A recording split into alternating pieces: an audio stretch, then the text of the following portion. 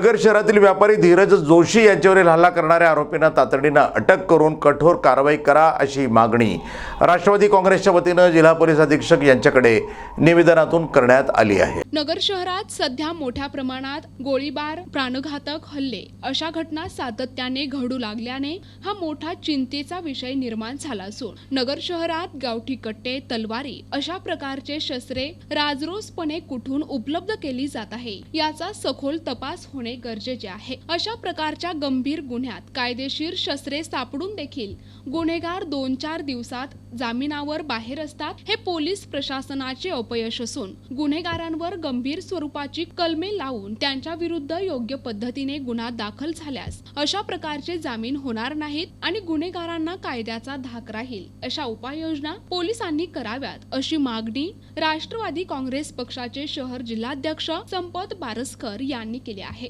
नगर शहरातील व्यापारी धीरज जोशी यांच्यावर हल्ला करणाऱ्या आरोपींना तातडीने अटक करून कारवाई करा अशी मागणी राष्ट्रवादी काँग्रेसच्या वतीने जिल्हा पोलीस अधीक्षक यांच्याकडे निवेदनातून करण्यात आली। यावेळी राष्ट्रवादी काँग्रेस पक्षाचे शहर जिल्हाध्यक्ष संपत बारसकर, प्राध्यापक माणिकराव विधाते, कार्याध्यक्ष अभिजित खोसे, महिला जिल्हाध्यक्षा रेश्मा आठरे, माजी नगरसेवक प्रकाश भागानगरे, विद्यार्थी संघटनेचे अध्यक्ष वैभव ढाकणे, युवकचे अध्यक्ष इंजिनियर केतन क्षीरसागर, युवती अध्यक्ष अंजली आव्हाड, जॉय लोखंडे, सुमित कुलकर्णी, ऋषिकेश ताठे, संजय सपकाळ आदींची उपस्थिती होती। गेल्या 70-80 वर्षापासून अनेक व्यावसायिक या ठिकाणी छोटा मोठा व्यवसाय करतात।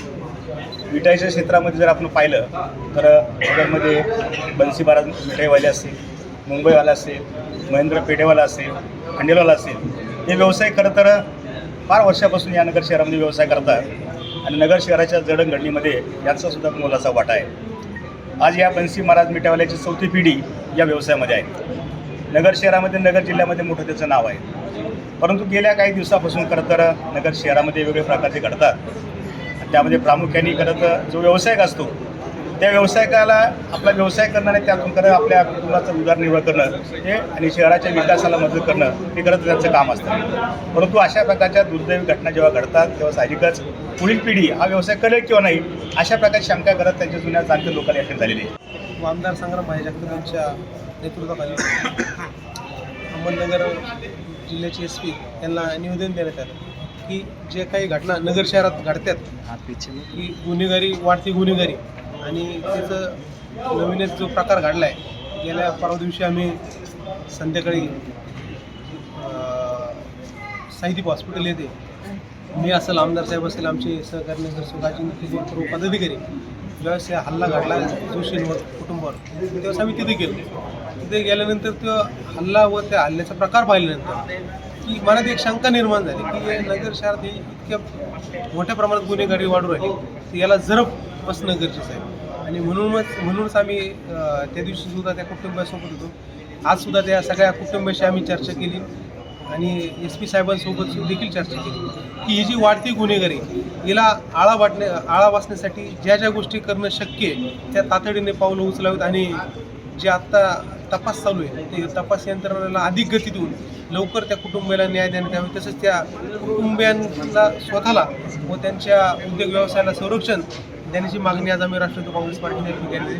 तर आपल्या मार्फत आम्ही एक सांगू शकतो की पोलीस प्रशासनाला की आम्ही बोलून तर दाखवलंच यांना की आपण जे उपाययोजना आहे ही तातडीने आणि नगर शहरात कुठल्याही प्रकारची अनुचित घटना यापुढे घडणार नाही। आज जे काही गुलमोहर रोड परिसरामध्ये जोशी कुटुंबावर अज्ञाताकडून हल्ला करण्यात आला, खरं तर त्या हल्ल्याच्या निषेधार्थ आज आम्ही आमदार संग्राम भाई जगताप यांच्या मार्गदर्शनाखाली आमचे सर्व राष्ट्रवादी काँग्रेसच्या पदाधिकाऱ्यांच्या सभेत आज आम्ही SP साहेबांना भेट घेतली। परंतु ज्यावेळेस घटनाक्रम जर बघितला, हल्ला घडतोय कुठे, निर्जनस्थळी हल्ला घडतोय, त्या भागातले रहिवासी वारंवार संबंधित पोलीस स्टेशनला तक्रार देत आहेत तर आमचा जीव धोक्यात आहे। अंधार पडल्यानंतर घराबाहेर पडणं मुश्किल होतंय, आज महिलांना घराबाहेर पडणं मुश्किल आहे। अशा परिस्थितीमध्ये तोपखाना पोलीस स्टेशन असेल किंवा पोलीस प्रशासनाकडून गेल्या काही महिन्यापासून आम्ही वारंवार आमदार संग्राम भाई सभेत अनेकदा इथं निवेदन देण्यात आलं का व्यापारी धोक्यात येतो, व्यापाऱ्यावर विविध प्रकारचे हल्ले, लूटमारसारखे प्रकार नगर शहरामध्ये वारंवार घडत आहेत। परंतु पोलीस प्रशासनाकडून ठोस असे कुठलेही पाऊल उचलले गेले नसल्यामुळे आज येत्या काळामध्ये नगर शहर भयभीत होत चाललेलं आहे। धीरज जोशी यांच्यावर हल्ला झाला आणि आज 2 दिवस उलटून सुद्धा जे हल्लेखोर CCTV फुटेजमध्ये कैद होऊन सुद्धा अजूनपर्यंत त्यांना अटक नाही. खरं तर या हल्ले करण्याची हिंमत का वाढतीये? आज नगर शहरामध्ये एवढे गावठी कट्टे असतील, तरवारी घेऊन राजरोसपणे फिरण्याची हिंमत का होतीये आणि हे कुठून येत आहेत गावठी कट्टे? खरं तर याचा तपास पोलीस यंत्रणेमार्फत होणे गरजेचे आहे. तातडीनं या आरोपींना अटक करणं गरजेचं आहे.